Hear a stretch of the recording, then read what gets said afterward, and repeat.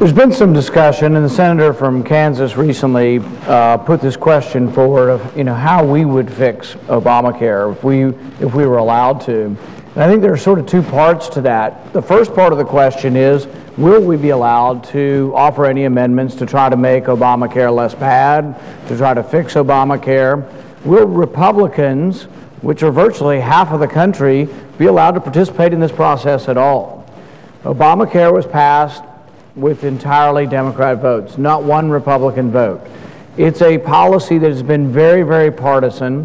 It's a policy that now even supporters of Obamacare are saying, my goodness, this is going to really be a problem for the country. But you're exactly right. We're getting ready to go through a process where there are going to be no amendments on fixing Obamacare. There will be not one thing offered. Former President Bill Clinton saying there's problems with it. The Teamsters are saying there's problems with it. Warren Buffett's saying there's problems with it. The 15,000 people at UPS who lost their spousal insurance are saying there's a problem with this. Are we going to be allowed to offer amendments? It appears as if there won't be any amendments on this. It appears as if there's nothing forthcoming, that there will be any debate. And this is important for the American people, because this is being portrayed as, oh, Republicans are obstructionists. Republicans won't want to do this. Republicans don't want to. Well, it's exactly the opposite. The president wants 100% of Obamacare, as he wrote it, as the Democrats wrote it, with no Republican input. So when we go around the country and people say, why can't you guys get along? Why can't you guys figure out some way of figuring out how to make our health care system better? It's because we're getting 100% of Obamacare as written by the president, and it's his way or the highway. What he's talking about is really, even though they say the opposite, he wants to shut the government down. They salivate at shutting the government down. Over the last 3 months, as you've brought this issue forward, who's been talking about shutting the government down? Have you been talking about it? No. Have I been talking about it? No. We've been specifically saying we don't want to do that. Who talks about shutting the government down nonstop every day? The Democrats, the president, and their liberal friends in the media. So as I get to my question, what I want to ask are some things about how we would fix it. I think Senator Roberts' right. The other side says, oh, well, they don't have any answers. They're not willing to fix Obamacare. Well, the truth of the matter is we've been talking about this for years now. But we've been drowned out by the Obamacare, I want everything all the time, everything I want I'm going to get. There are many fixes for our health care. I'm a physician and practiced for 20 years. I saw it every day. Number one complaint I got, health insurance costs too much. So what did Obamacare do for health insurance costs? It drove them up. Did absolutely nothing. Even they're admitting it.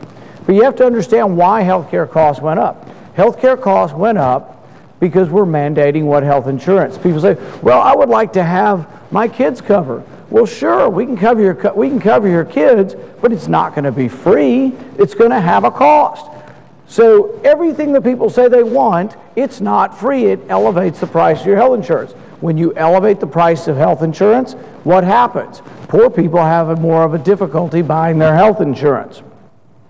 What else did Obamacare do that we did that's exactly the opposite of what we should do?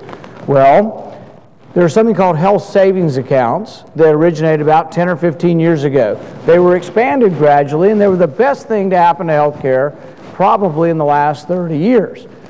But what happened? We went the opposite way. Obamacare is now narrowing a health savings account.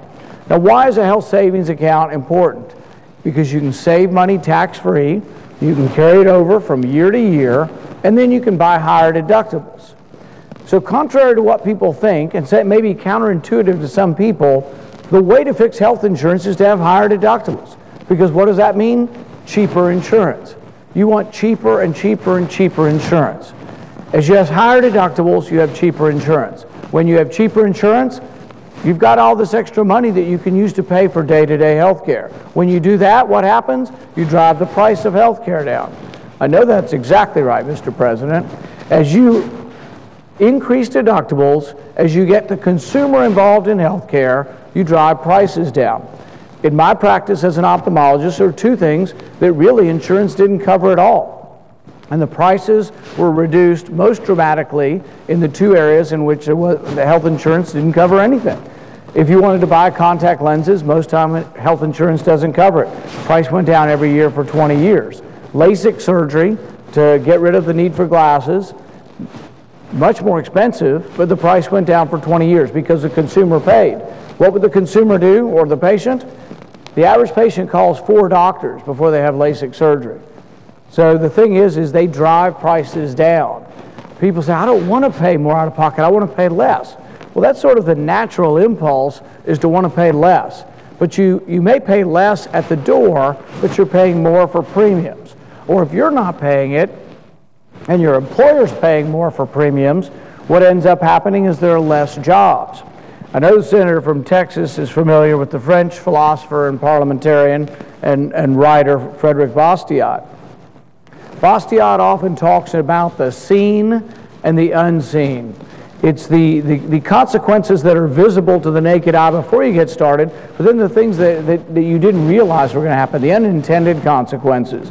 It's sort of like saying, well, if government, well, let's have government build the hospitals. Let's have government hire the doctors. Let's have government build everything, and we'd see all these bright, shiny things, but we wouldn't see where the money came from, where the money wasn't spent, where the economic growth could have occurred. And so what we have to think about when we think about Obamacare is we have to think about, do you believe in freedom or coercion? Obamacare is riddled with mandatory this, mandatory that. I think there are several hundred mandates. When you hear the word mandate, that's not freedom. That's your government telling you have to do something. It should be about mandatory versus voluntary. We should have bills that originate here that say you're free to do things. We've gone the opposite way. We're taking away freedom and we're adding mandates. At its core, Obamacare is about freedom versus coercion. And as you add in these levels of coercion, not only do you lose your freedom, they cost money. So it becomes more expensive. So we took a healthcare system where 85% of the people had insurance, and we made it more expensive for everybody. We made it more expensive by mandating what goes into the insurance. So for example, a 30-year-old or a 32-year-old, it's illegal to buy a high deductible policy. You won't hear this. Obamacare has made it illegal to buy a high deductible policy. You can get it under age 30, but you can't get it over age 30. Why would you want a high deductible policy? Maybe you're a plumber in your own business and you want to have a $5,000 deductible so you can pay $1,000 a year in premiums or $2,000 in premiums. But how do you ever get there? You can't get there unless you allow freedom. You need the freedom of the marketplace. Instead of limiting it, realize what you're getting. When you ask for Obamacare, when you get Obamacare, you're getting mandates, but you're getting limited choices. Freedom means choices. Mandates, coercion mean less choices. The exchanges will be very few choices. I will be on the exchanges. I will have to go to the exchange in Kentucky and buy my insurance. I'm not very happy about it. In fact, I think if I've got to do it, I think Justice Roberts ought to have to do it. Justice Roberts loves Obamacare so much, I'm for voting to have Justice Roberts trot on down to the Obamacare registry, the Obamacare index, and get his insurance like the rest of us. So my amendment, we've talked about some amendments to include people. I think everybody, all federal employees, if Obamacare is so good, everybody ought to get it. And the thing is we'd be so fed up we'd rebel in this country. And that's what I think the senator from Texas has started. Hopefully a rebellion against coercion, a rebellion against mandates, a rebellion against everything that says when big government wants to shove something down your throat and said, take it or you go to jail. And people say, oh, we're not going to put people in jail. The heck we won't. What do you think happens? You'll get fined first. You don't pay your fines. You'll go to jail. They're telling you you have to take their health insurance as they conceive of it, with absolutely no Republican input. Not one Republican vote, and they're unwilling to have any amendments. What's this fight about? This fight's about whether or not we're going to have a society or a Congress where we can debate over how to fix things. Obamacare's a disaster. Even its own authors are now saying it's a train wreck waiting to happen. Even the president, who's in love with this Obamacare, he's saying it's going to be a problem. He's delaying the individual mandate. But realize on another level what some of our complaints are. Some of our complaints are that by making it mandatory and by him doing it after the fact, that he's not obeying the law. This is pretty important. We talk about the rule of law a lot of times around here, but what's important about the rule of law is that Congress passes legislation and the president can sign it and execute it. Obamacare was passed with only Democrat votes, but here's the thing. He's now amending it after the fact. You saw one of the union officials coming out with a gleeful smile on his face from the White House. Is he going to get a special deal that nobody else gets? Is the president going to come to your town in Middle America or my town in Middle America and meet with me and give people in my town an exemption? No, he's been giving exemptions to his friends. This is patently un-American. It's unconstitutional. We will fight this through the court cases, but it's going to take a year or so till we can get to the Supreme Court. But can the president amend legislation? Can he write legislation without the approval of Congress? That's what he's doing.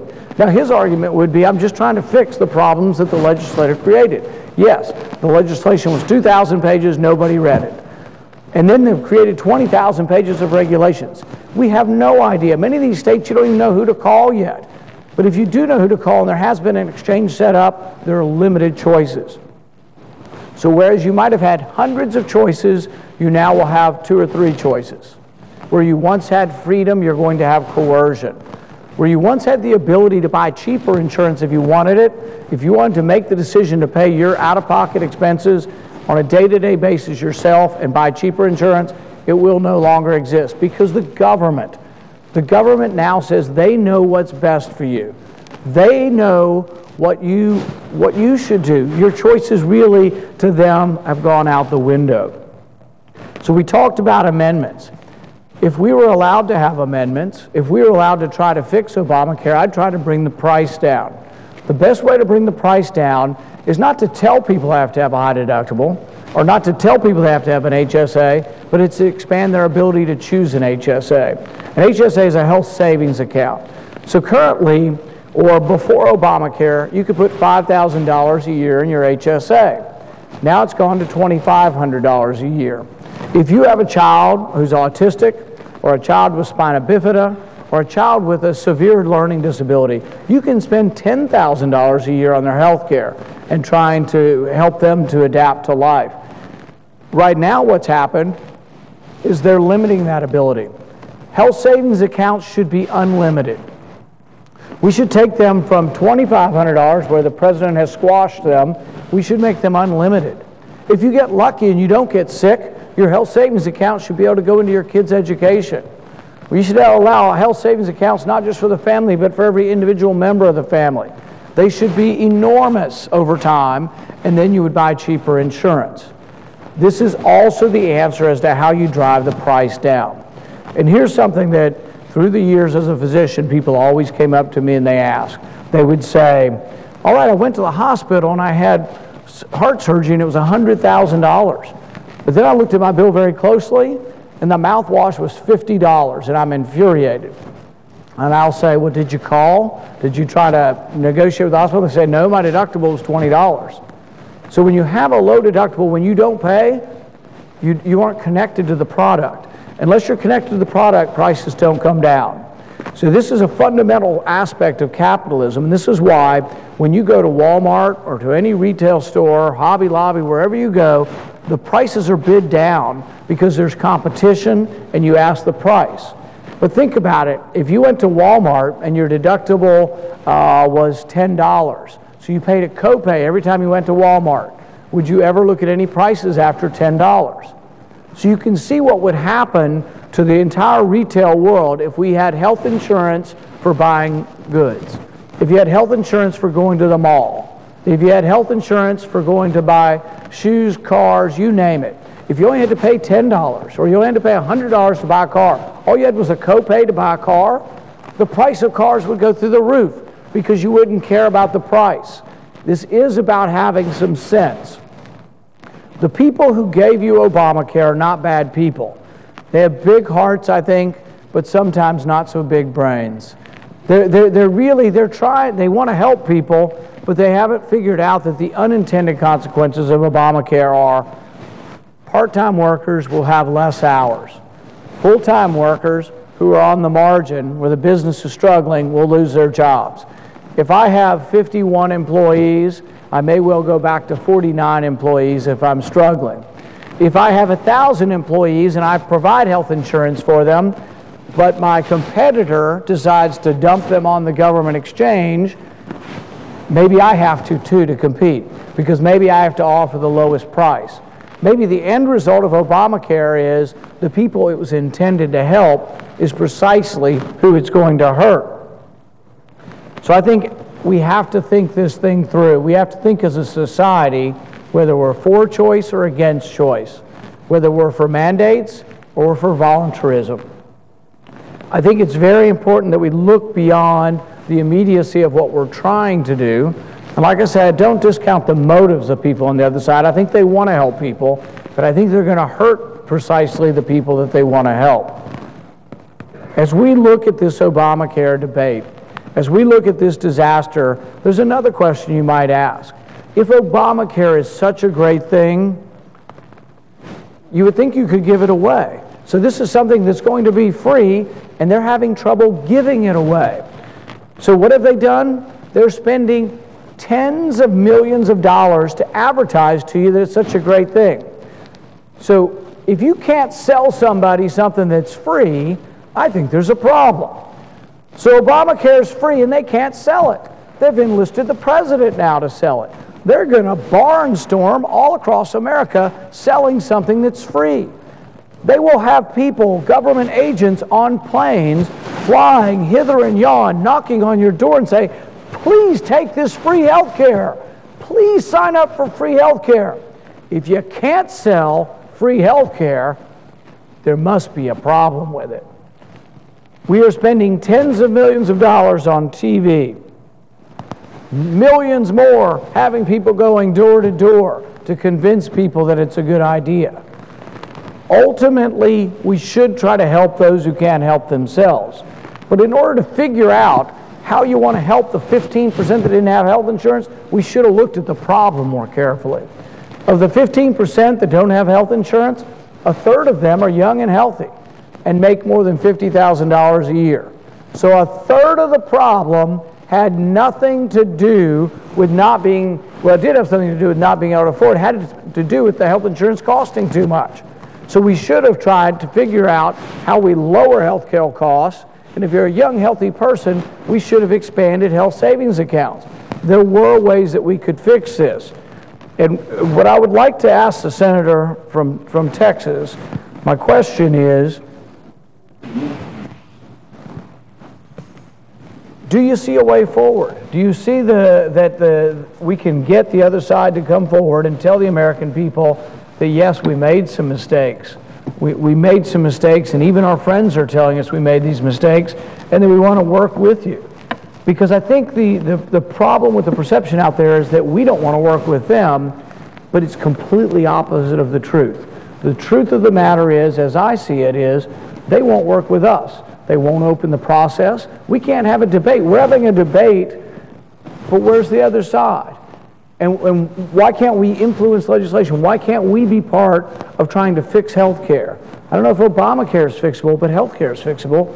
And all the things they didn't do, all the things about, you know, the main problem of health care is price. Costs too damn much. Can we fix that? Could they come to this body and say, we're going to have amendments, we're going to have an open amendment process, and we're going to try to fix Obamacare? My question is do you see an opening? Do you see an opening where maybe the president would compromise, maybe the president would come and say, yes, I'm willing to work with you to fix health care in this country? I thank the senator from Kentucky for his very fine question. And the answer is absolutely yes. I believe there is an opening to do that. I believe we can address the train wreck, the nightmare that the American people are facing that is Obamacare. And we can address the very real harms that are being visited upon Americans as a result. You know, I want to note the senator from Kentucky has been a clarion voice for liberty. And that is one of the many things I appreciate about my friend, Senator Rand-Paul. I think my favorite phrase from his question was a phrase that occurred about midway through his question. where he said something to the effect of, "We need a rebellion against oppression." And that phrase I liked. That's a turn of phrase, a particularly excellent turn of phrase, Mr. President.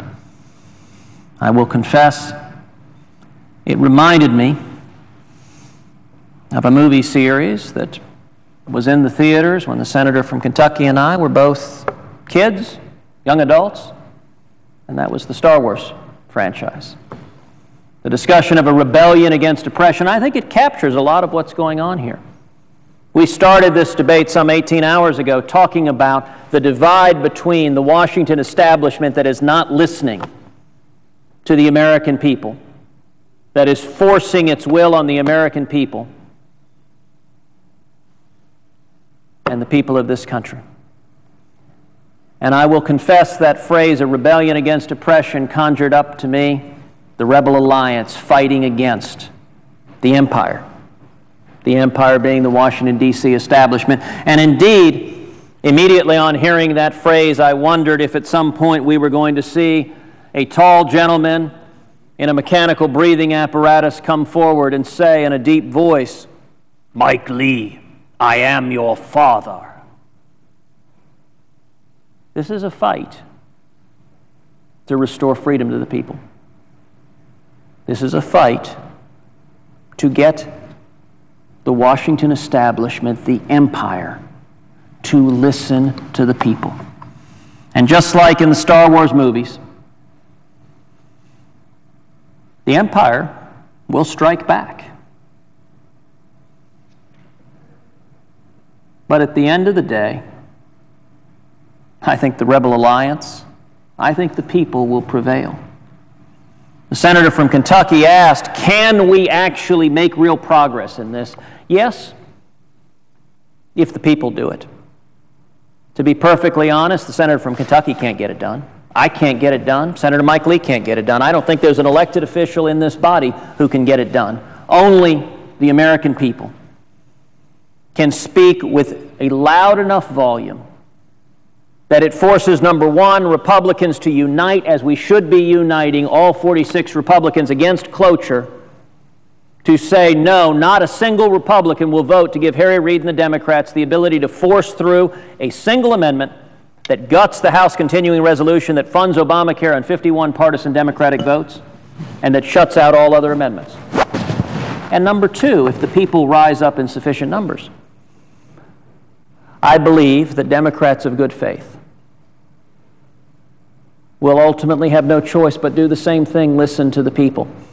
You know, during this debate, we have read, we have discussed the letters from the roofers unions, the letter from the Teamsters, where each of them used the same phrase, they could remain silent no more. Both of those letters began by saying that they were Democrats who'd supported the president, who supported Democrats for Senate, supported Democrats for the House, who had campaigned, who had worked for them, yet they could remain silent no longer because Obamacare is hurting millions of Americans. It is a nightmare, in the words of James Hoffa, the president of the Teamsters.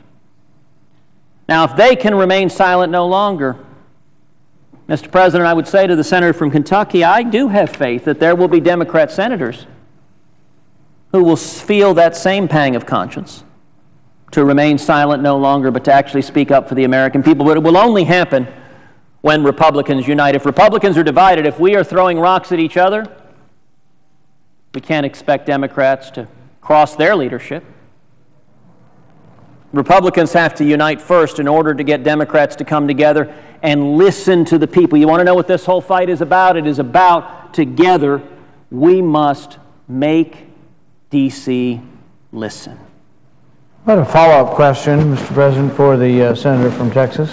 I'm happy to yield for a question without yielding the floor. You know, I think one of the questions that should not only be asked of you, but should be asked of the president.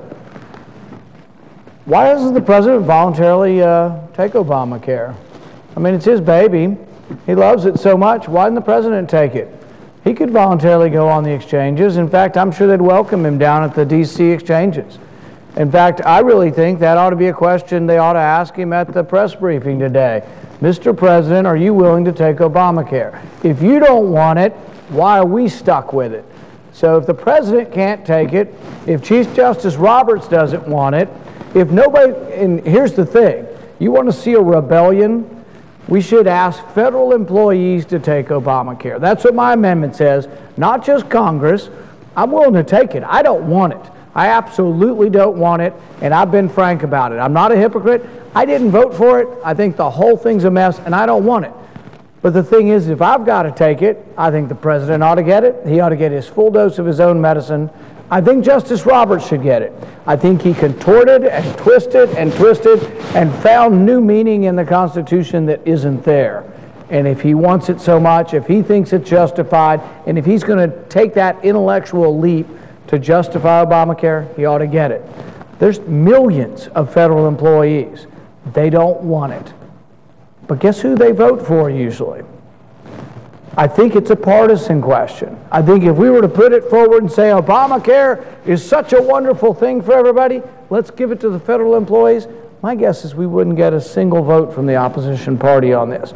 But we won't even get a chance because they don't want to talk about it. Obamacare is good. We're going to shove it down the rest of America's throat.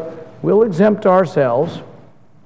I have a constitutional amendment. I frankly think that Congress should never pass any law that they're exempted from. I think there's an equal protection argument for how it would be unconstitutional for us to do so, and yet we've done it repeatedly. But my question to you is, what do you think? Do you think maybe we should ask the president to come down today and sign up for Obamacare? I think we should ask him that today, every day, and henceforth. Mr. President, such a good idea, why don't you get it?